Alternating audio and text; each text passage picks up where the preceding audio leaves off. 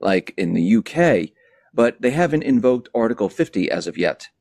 Italy, they've taken the first step. So do you think the bankers, the central bankers, are they going to stop this from continuing?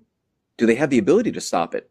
No, no. This truly is a revolution around the world, and obviously the big one is the Trump winning the election. That the bankers were sure that they had rigged everything properly, but from what I can see, the good guys are absolutely winning this war. For years, people were telling me that there are no good guys, and there's no outside savior that's going to come and help us. I believe that there is no outside savior.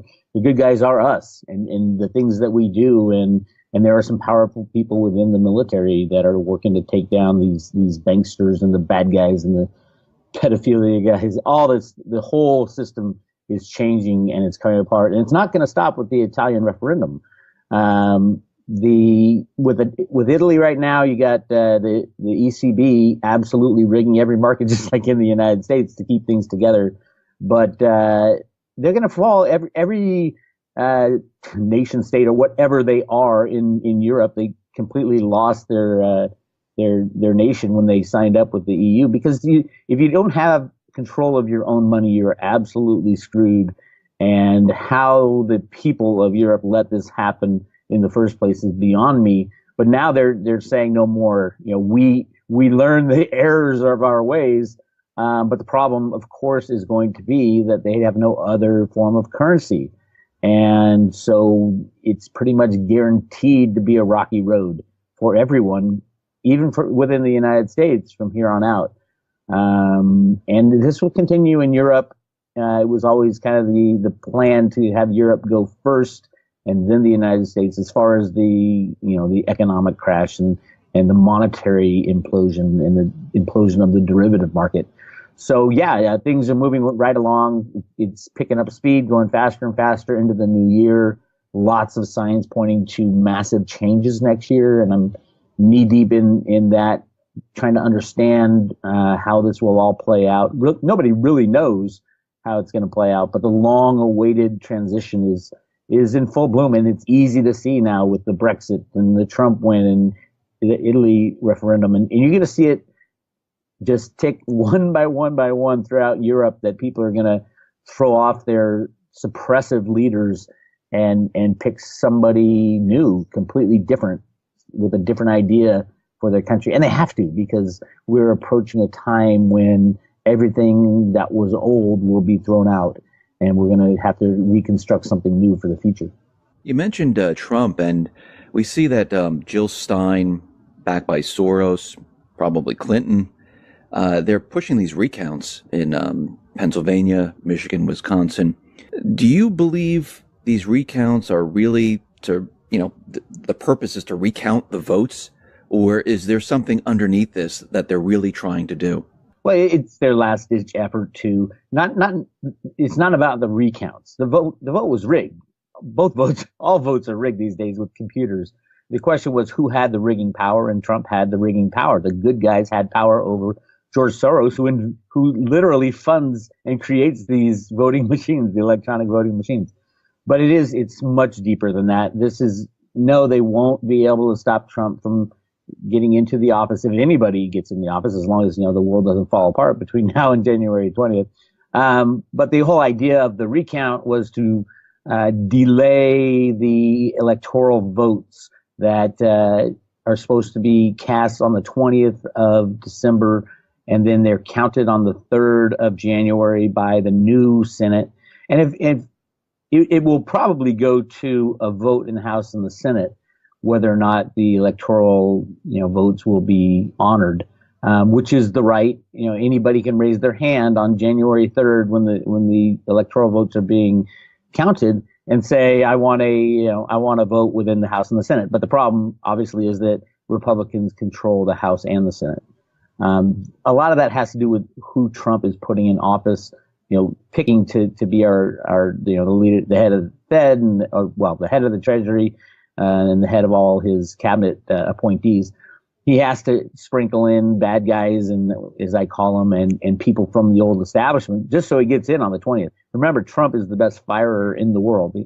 He'll fire I don't want him to put a really good Treasury Secretary in there, and then the market collapse a couple of weeks after he gets in there, and he's going to have to fire that Treasury Secretary. I want him to put in the biggest shill market rigging guy known to man, which is this guy Muchin, and then when the system falls apart, I want him to fire him, the Goldman Sachs computer rigger, and then hire someone that he wants, probably this guy Allison is his last name, and he's a sound money guy, and most likely we'll say, let's go back to a gold standard and get rid of the Fed. So yeah, it's all kind of going as planned. So this recount, I think, is an aberration. Nothing will come of it. And the reason nothing will come of it is the good guys have the dirt on the bad guys, and Clinton's not going to say anything, or she'll be thrown in jail in a blink of an eye. And once they release her real emails, which are so criminal and so scary, and I think at some point that kind of exposure has to happen to these people who are stepping down now from control. Do you think as we approach the 20th of January, we know there's protests being pushed for that day? Do you think the bad guys at that point would try to have those protests become riots and spread across the country? Do you think they'll go that far to try? It's definitely part of obviously people want that to happen within the losing crowd, people who the Democrats and the people who lost this vote and think Trump's the Antichrist. I would say you can it might have some legs for a little bit, but it doesn't have the emotional power behind it. People want change, and Clinton clearly was not change, and the fact that Trump's in there. Trump has already showed that he's backed off on so many things already. The only way that Trump got elected was to be the ass that he presented himself to be. If you remember in like 2008 and what was it, 2008 and 2012, that Ron Paul was running for president. Ron Paul got eaten alive by these people. They were calling him a racist. If you're calling Ron Paul a racist, who could ever go up against the machine that is the Republican and Democratic Party? And Trump was the guy. I mean, he took out the Democratic Party. He took out the Republican Party. You had to be that kind of an ass to win, to even get in position. And he won it. And now you can see he's starting to back off, saying, okay, let's use good judgment here going forward. Yes, it is good judgment to stop people from coming into your country who are looking to harm you. So there's a lot of good judgment that the far left will not like. But yeah, I don't see the momentum behind, other than Soros and maybe, I don't even think the Clintons. I think the Clintons just want to run away now because they're starting to be exposed. There will be some people, George Soros might fund some of these riots and things, but it won't last long if they do last at all. And I think people will see that Trump is a much more fair, will be more fair than any other president before, because there's a lot of work to do. We're talking about taking out the bad guys' complete infrastructure of how our lives are run and replacing it with something new. That takes a lot of work, and Trump's the guy to do that, to tear things down and rebuild them. Now there's still bad guys, the elite. I mean, people call them shadow government. They're still in government. They're still there. They're there, but they aren't making the major calls anymore. I do believe that, and I was just writing about this, and I have a new report coming out that discusses the surrender, literally the surrender of the bad guys. I think took place right around Election Day down in Antarctica, believe it or not. And you can see, John Kerry was in, our Secretary of State was in Antarctica the very day of the most important election that the United States has ever had. So there's a lot. And then he went right to the Pope, and I even have film of him saying, now you understand what's happening, don't you? And the Pope's, yeah, I get it. So it's really interesting what's going on behind the scenes. What we see in the mainstream media is like 1/100th of what the full story is, and it's clearly what the sheeple are supposed to stay asleep until this whole thing falls apart. But we're waking up, and the alt media is really waking people up to what's real news and fake news, and hopefully people will wake up faster. But I think with the coming collapse of the old system, people will have to wake up. You mentioned fake news, and we know they're going after the alternative media. I mean, they're calling it fake. I know there's like plugins now, Facebook and Google. They're looking for some type of technology to detect fake news, and it looks like this is their last ditch effort to control the flow of information. Well, it's censorship. It is That's absolutely, exactly what it is. Yes. and it doesn't just go to Google and Yahoo and Facebook, and it goes to Twitter and even YouTube. A lot of the alt news YouTubers are seeing their views starting to disappear or go down slowly, and they can't do it all at once. It'll be too obvious. But yeah, if you control the media outlets, you control a lot, and don't think for a minute just because Facebook and Google are kind of new inventions run by young people that they are not rigging the information that you're receiving, because they are. And this is a problem going forward. I do think it will be resolved after the crash, after the destruction of what we once knew as our both our monetary system and our system of governments, and living under a nanny state that takes care of you the whole way through your life is going to absolutely disappear with the crashing of the monetary system. So yeah, it's a really interesting time, and I do think it is a shot for humanity to move forward with truth and honesty. But at the same time, truth and honesty means truth and honesty of our past also. And that's going to be the shocker for most people, because we've been conditioned to live in this bubble of what's right and what's wrong and what's real and what's not. And to find out one day that everything you thought was real really is not, and everything you thought was a conspiracy is really true, is going to be shocking to society. That is true. And you mentioned the crash. And what's very interesting is that we see gold and silver, the bad guys are still suppressing gold and silver, even though Deutsche Bank was fined for gold and silver manipulation. I think it was like $60 billion, which is really nothing. Yeah, they settled out of court. Yeah, they settled. And we also see after the elections that they've brought the unemployment down to 4.6. Obama, finally got his GDP above 3%. I mean, it seems like they're setting the stage to seem like, the economy is fantastic. Obama's going to hand it off to Trump. And look, I just gave him this incredible economy. It's incredible right now. The unemployment's at 4.6, GDP's at 3.2%. The stock market is at all-time highs. Gold and silver very, very low. I mean, is this a complete setup? Well, it gets back to what I just said about what is real and what is fake. I mean, the artificialness of everything that we see, especially, reporting out of the government and the markets, completely artificial, completely controlled, rigged, and manipulated, going back to the 1960s, to the invention of computers and the people who invented computers and how that's what RUTA means. Root A is the very basis of our computerized monetary system. And it is a complete, it's a shadow of what it should be. And it's been rigged for so long. These numbers and statistics are nowhere near what reality is. And the people who rig it now, they have no clue where this will all go if their controls are let down or wiped away. No longer can you claim that unemployment's at anything less than 20%. Right now we all know that they take off people who stop looking for work and say, oh no, they've stopped looking for work, so we're not going to count them as unemployed. Well, what are they?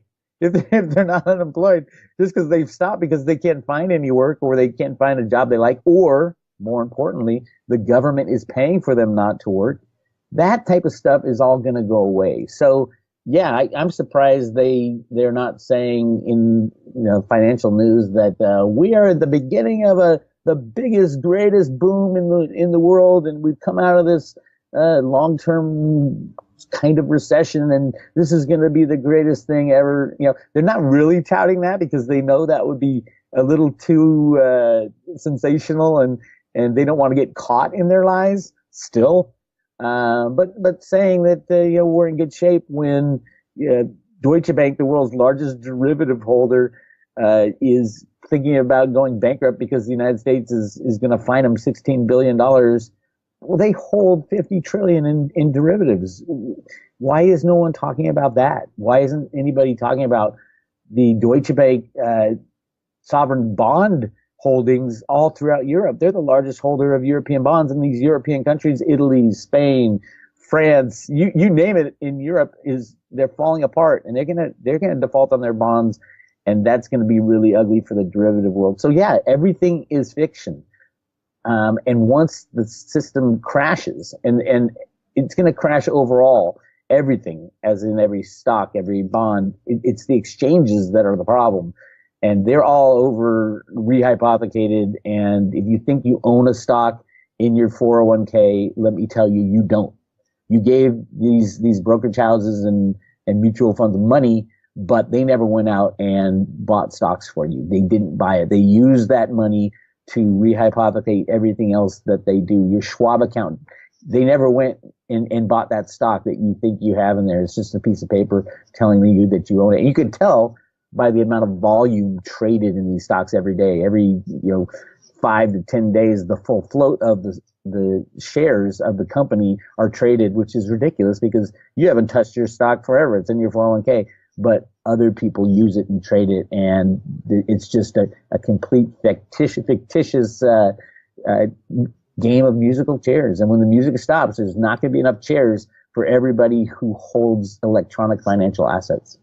So they already have the crash planned. They already have it. They already know when they're going to do this. No, well, I mean, I think it depends who you're talking about. They are we talking the good guys or the bad guys? They've been holding it off until they get people in charge in the United States who can kind of restart things. So I think we're not going to see a crash within the United States until after Trump gets into office on the 20th. But he's been saying for over a year that he would rather it crash before he gets into office. So yeah, I think at least the bubbles will burst. Now I don't know if they're going to try to kind of rejigger the same system. I doubt they will. I think it will be more of you can't control the derivative bubble when it bursts. And in Europe, that's exactly what is going to happen with all these countries kind of bailing on the financial elite. The ending of the euro will destroy every unbacked fiat currency. And there's no doubt about that, including the United States. You're talking about something that has never happened in the history of humanity, the ending of a type of currency that is unbacked. It is the second largest currency, I believe, still in the world as far as acceptance. And ending that will be catastrophic, especially because of the derivative bets that are interlaid within this whole financial game. It's interesting. We're definitely at that time. And the analysis I'm doing right now of the Economist magazine cover is saying exactly that. We're at that time of the crash, and whether it happens before January 20th or within the first half of next year is questionable. But remember, the crash isn't going to be caused because the good guys or the bad guys go in and start fiddling with the markets. The crash is going to be caused when support is removed from fiddling with the markets. The markets have been fiddled with and controlled and under computer control since the 1970s. All you have to do is remove that control and everything goes down. So once that control is removed, what happens next? Is this the transition into a completely new system? That's exactly what I've been calling it, is the transition. And the transition has started. It started, well, if you look back, it started a long time ago. But it's the end of the road to Ruta, the end of the manipulation via computer controls of our system, and the replacement of with something new, something more sound. And I believe we will return to some form of gold standard. It's exactly what was foretold in the Road to Ruta documents that came out of the Fed Boston. But it might take a few failures as far as rejiggering the system.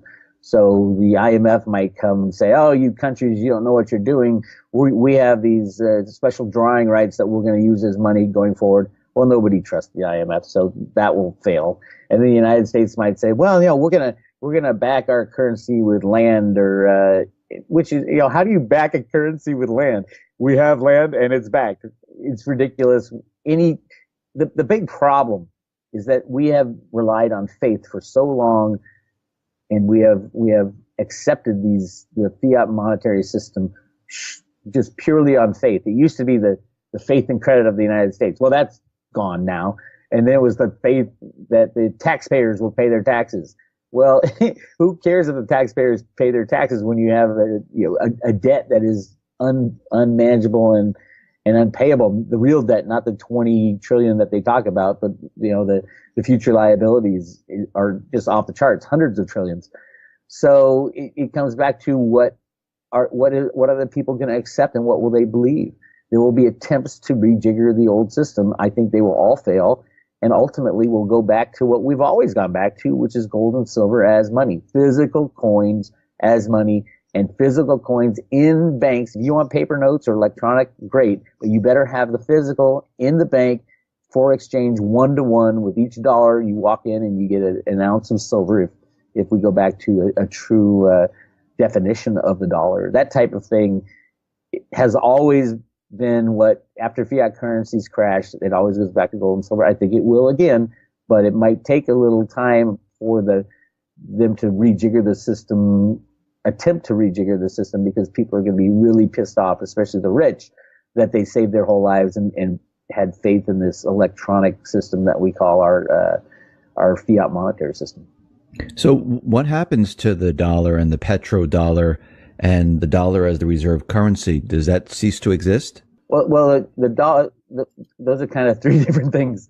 You have the dollar, which is defined in the what's the Monetary Act of 18 something, but is defined as 1 ounce, near 1 ounce of silver. It's defined in actually grains of silver. That's the definition of a dollar. And then you have the Federal Reserve note that has taken on the position of the dollar since 1913. And then you have the world's reserve currency, who's mostly electronic IOUs. And what is an electronic IOU for a U.S. dollar is another U.S. dollar. So it's kind of, you go round and round with this and say, oh my God, how did we believe that the dollar is a concept now? It's not anything tangible. It's a concept. It's a currency that we use, but it is ethereal, and it can be created out of thin air, and is created out of thin air. So, if it does go away, if we do have a derivative collapse and all fiat money is gone, basically, because of the fractional reserve nature of banking.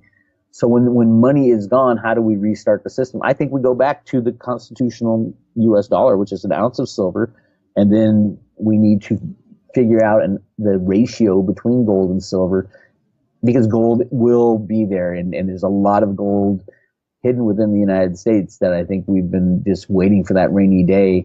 And that rainy day is coming. There's something strange going on at the U.S. Mint right now with the Silver Eagle program. They stopped a month early from minting the 2016 coins.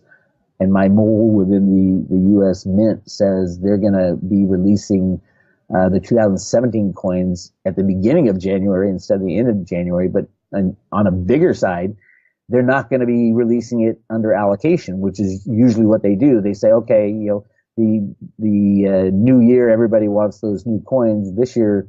And so they used to allocate them, and now it's going to be no allocation. So they're building inventories. And I think there is a lot of change coming to the United States. You're not even going to recognize the monetary system come the end of 2017. So what happens to everyone's savings? People have the electronic dollar in their accounts. I mean, what happens to that? Is it wiped out? Are they going to get pennies on the dollar for it? What happens when they go through this transition? Well, it depends on the reallocation of money.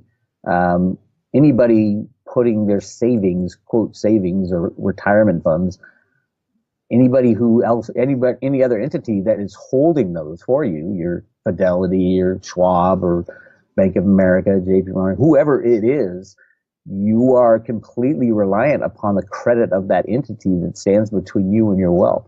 So if Deutsche Bank goes down in Europe and JP Morgan has 10 or 20 trillion in derivatives with them, JP Morgan and you hold your savings account or anything with JP Morgan, that credit is destroyed.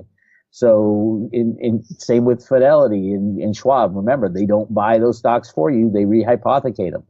So they're fractionally reserved just like everybody else, and it goes away. It will be gone. You made the mistake of putting your money with a credit that it was not sound, was not reliable. And then FDIC insurance, which is supposed to guarantee, I think it's $250,000 or something to that effect. The FDIC has no money to back up their insurance funds. I think it's 1% or 2% of FDIC, or it used to be 1 or 2% of FDIC insurance is actually held in reserve at the FDIC. And that we saw that go away with Bernie Madoff, and it goes away so fast in the crashing of the banks back in 2008. Here's the deal. They changed the law with the Dodd-Frank Act so that now the FDIC has to guarantee the derivative markets with the banks first and pay those out before any mom and pop gets their savings or checking account insurance, which basically, and that's hundreds of trillions of dollars. So basically it guarantees that there will be no bailout when the banks come begging to Congress, which they will. Just like in 2008, they begged for $700 billion. This time it'll be 20 or 30 trillion, but that there is not enough money available in the world to cover the derivative situation. And that was put in the Dodd-Frank Act for a very specific reason, to ensure that there wouldn't be a bailout this next time. So yeah, if you hold money, if somebody else holds your wealth, you will lose it. It is a guaranteed fact. You will lose it in the crash. You can beg for reallocation of new money and all that all you want, but it was your mistake to trust that these credits would survive any kind of banking collapse that's in the future. So how does gold and silver protect you? I say it, many people say it, you should have the physical gold and, keep it out of the system. In the end, how will this protect you? What do you do with it? Well, you keep it, you hide it, you store it on your own possession, make sure there's no credits between you, no business credits. You don't hold it in a vault. You don't, a third party vault. You don't hold it in a certificate or SLV or GLD, the exchange traded funds, because all those credits need to stay, all those companies need to stay in business. Gold and silver has always been the kind of go-to money. It's still constitutional money within the United States. It has always been the form of money that people have turned to when there is a monetary crisis or when there is a monetary collapse. Now, this just happens to be the biggest bubble in the history of bubbles on the monetary scene, the bubble of fiat money.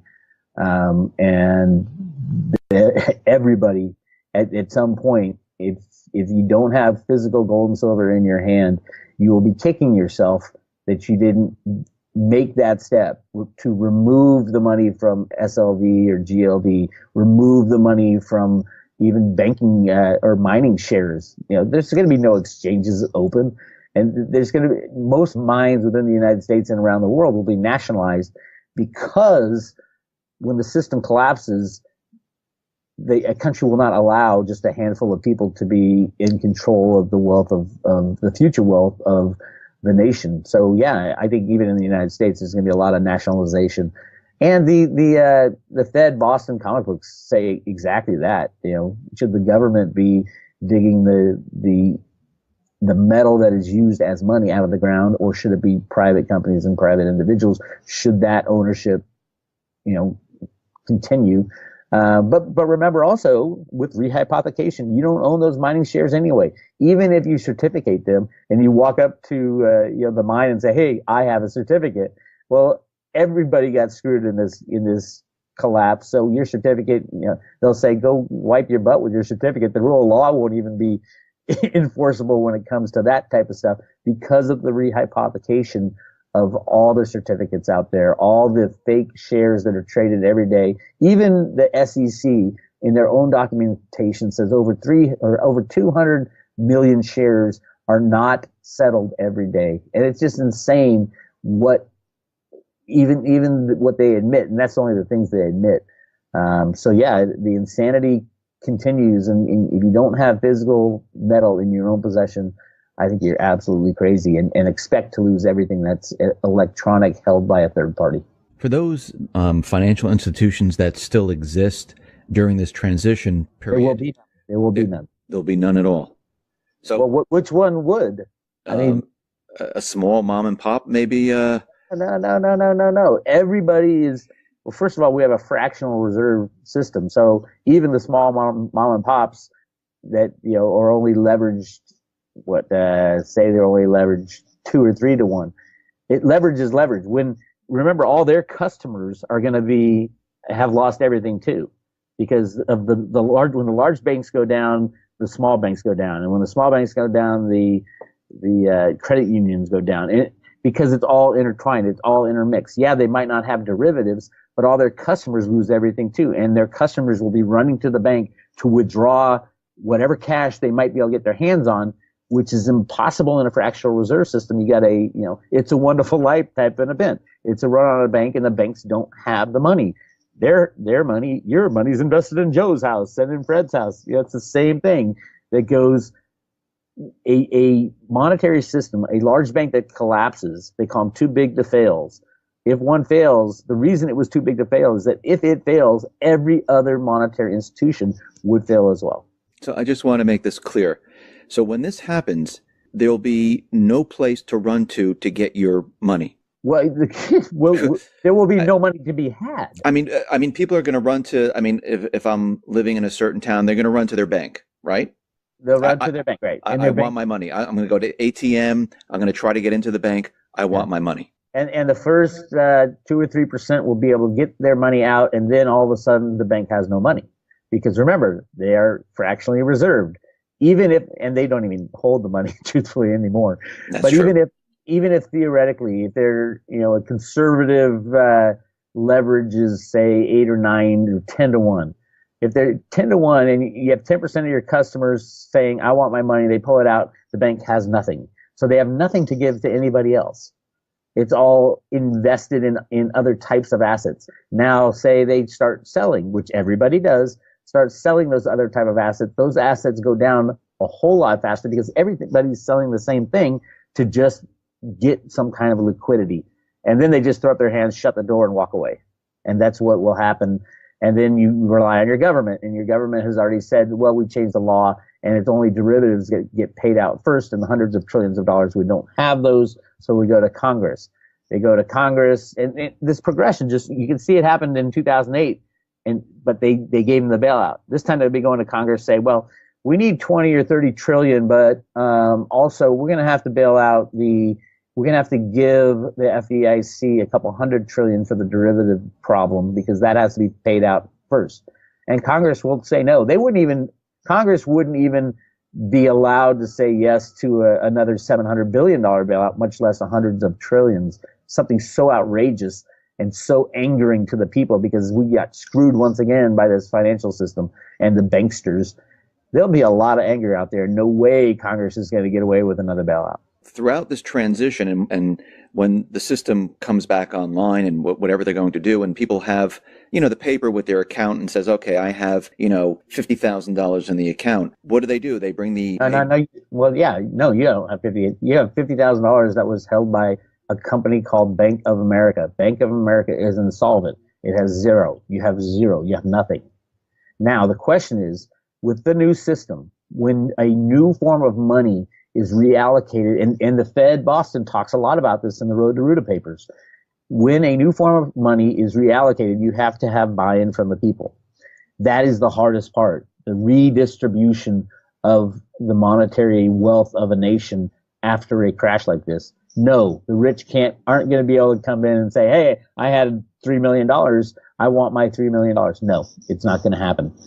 What's going to happen, I believe, and the Fed Boston wasn't even sure of this, is that they had a system in place, not in place, but planned, where they will allocate money according to your Social Security balances, which is really interesting, because what that would do is it wouldn't do anything for those who have large savings accounts or anything like that. Those would be gone. But what it does is that it reallocates money according to who's paid into the system the longest. Because Social Security balances, you think now Social Security is like nothing, you can't live off it. That's because they've been hyperinflating the currency. But if all other money is gone, those Social Security balances in real U.S. dollars, a monetary system backed by gold or silver, that would be a whole different thing. And so those who have put in the most work over time will get the most, and those who have put in less will get a lesser amount. I think everybody would start with like a base currency, say everybody has, $100 in gold and silver added to your account if you're a taxpayer, type of thing like that, and then we'll reallocate some money to the wealthy. And then over time, as people work harder, they'll make more money, and the system will get up and running again. But again, this is extremely difficult to do, and it especially coming from an electronic monetary system. How are they going to rejigger the system to start the flow of capital again? It's going to be really difficult. I think it'll be nation by nation. And we will shut our borders. And the cover of the 2017 Economist magazine has this hermit card on the top right. It's these tarot cards that I've analyzed, and really interesting stuff about how this will all go down. But I think we will stop trading with people for a while, and no one would accept the U.S. dollar, obviously, but issue a new form of currency based on sound money, based on gold and silver, because those people that have rigged our system for so long and abused it for so long will not be trusted.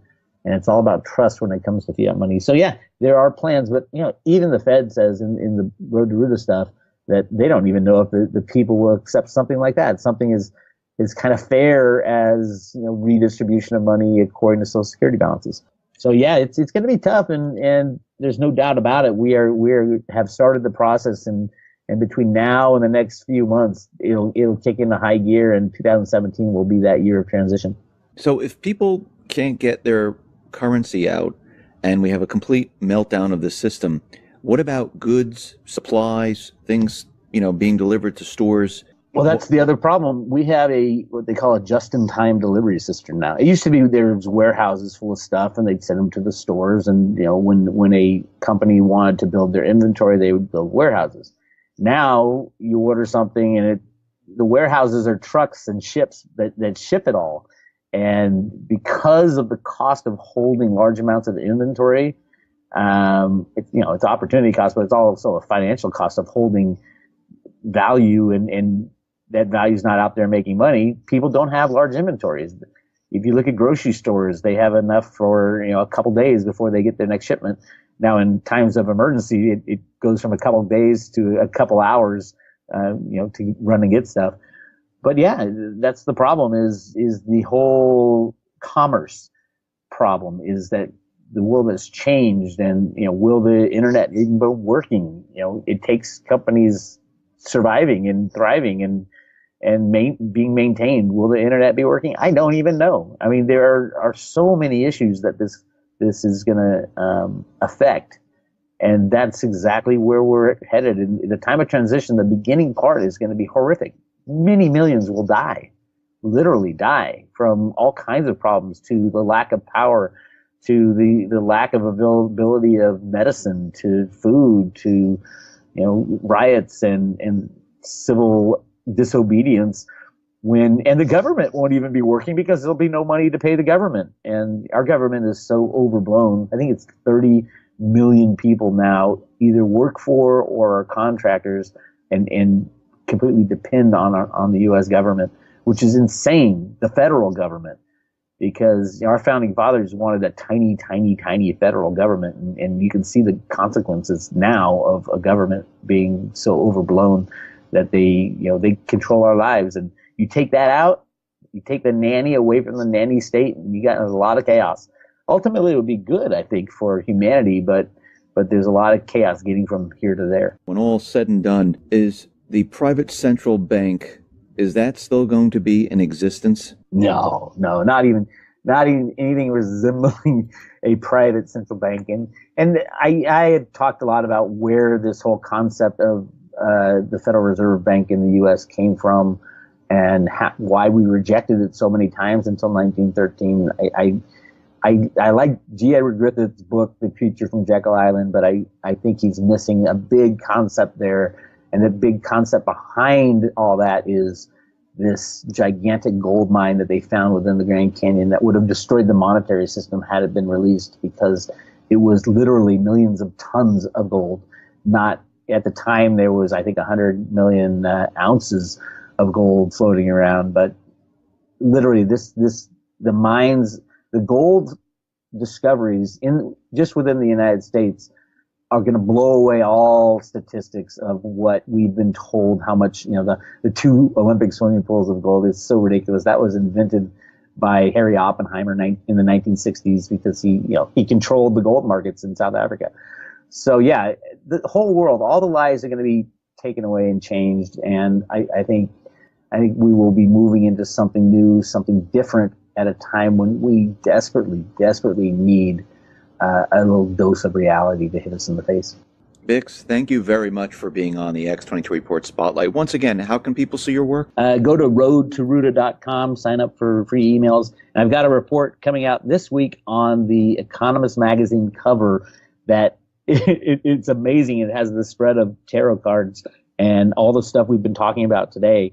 It is symbolized in these cards, and I go through a long report on that. So you can check out that report. It's pointing to massive changes next year, and I'm knee deep in that, trying to understand how this will all play out. Nobody really knows how it's going to play out, but the long-awaited transition is in full bloom, and it's easy to see now with the Brexit and the Trump win and the Italy referendum, and you're going to see it just tick one by one throughout Europe, that people are going to throw off their suppressive leaders and pick somebody new, completely different, with a different idea for their country. And they have to, because we're approaching a time when everything that was old will be thrown out, and we're going to have to reconstruct something new for the future. You mentioned Trump, and we see that Jill Stein, backed by Soros, probably Clinton, they're pushing these recounts in Pennsylvania, Michigan, Wisconsin. Do you believe these recounts are really the purpose is to recount the votes, or is there something underneath this that they're really trying to do? Well, it's their last ditch effort to it's not about the recounts. The vote was rigged. Both votes. With Italy right now, you got the ECB absolutely rigging every market, just like in the United States, to keep things together. But they're going to fall. Every nation state or whatever they are in Europe, they completely lost their nation when they signed up with the EU, because if you don't have control of your own money, you're absolutely screwed. And how the people of Europe let this happen in the first place is beyond me. But now they're saying no more. We learn the errors of our ways. But the problem, of course, is going to be that they have no other form of currency. And so it's pretty much guaranteed to be a rocky road for everyone, even within the United States from here on out. And this will continue in Europe. It was always kind of the plan to have Europe go first and then the United States, as far as the economic crash and the monetary implosion and the implosion of the derivative market. So yeah, things are moving right along. It's picking up speed, going faster and faster into the new year. Lots of signs. All votes are rigged these days with computers. The question was who had the rigging power, and Trump had the rigging power. The good guys had power over George Soros, who literally funds and creates these voting machines, the electronic voting machines. But it's much deeper than that. They won't be able to stop Trump from getting into the office, if anybody gets in the office, as long as the world doesn't fall apart between now and January 20th. But the whole idea of the recount was to delay the electoral votes that are supposed to be cast on the 20th of December, and then they're counted on the 3rd of January by the new Senate. And if it will probably go to a vote in the House and the Senate, whether or not the electoral votes will be honored, which is the right. Anybody can raise their hand on January 3rd when the electoral votes are being counted and say, I want a vote within the House and the Senate. But the problem, obviously, is that Republicans control the House and the Senate. A lot of that has to do with who Trump is putting in office. Picking to be our the leader, the head of the Fed, and the head of the Treasury, and the head of all his cabinet appointees. He has to sprinkle in bad guys, and as I call them, and people from the old establishment, just so he gets in on the 20th. Remember, Trump is the best firer in the world. He'll fire. I don't want him to put a really good Treasury secretary in there, and then the market collapse a couple of weeks after he gets in there, and he's going to have to fire that Treasury secretary. I want him to put in the biggest shill market rigging guy known to man, which is this guy Muchin, and then when the system falls apart, I want him to fire him, the Goldman Sachs computer rigger, and then hire someone that he wants. Probably this guy Allison is his last name, and he's a sound money guy, and most likely we'll say let's go back to a gold standard and get rid of the Fed. So yeah, it's all kind of going as planned. So this recount, I think, is an aberration. Nothing will come of it, and the reason nothing will come of it is the good guys have the dirt on the bad guys, and Clinton's not going to say anything, or she'll be thrown in jail in a blink of an eye. And once they release her real emails, which are so criminal and so scary, and I think it's some.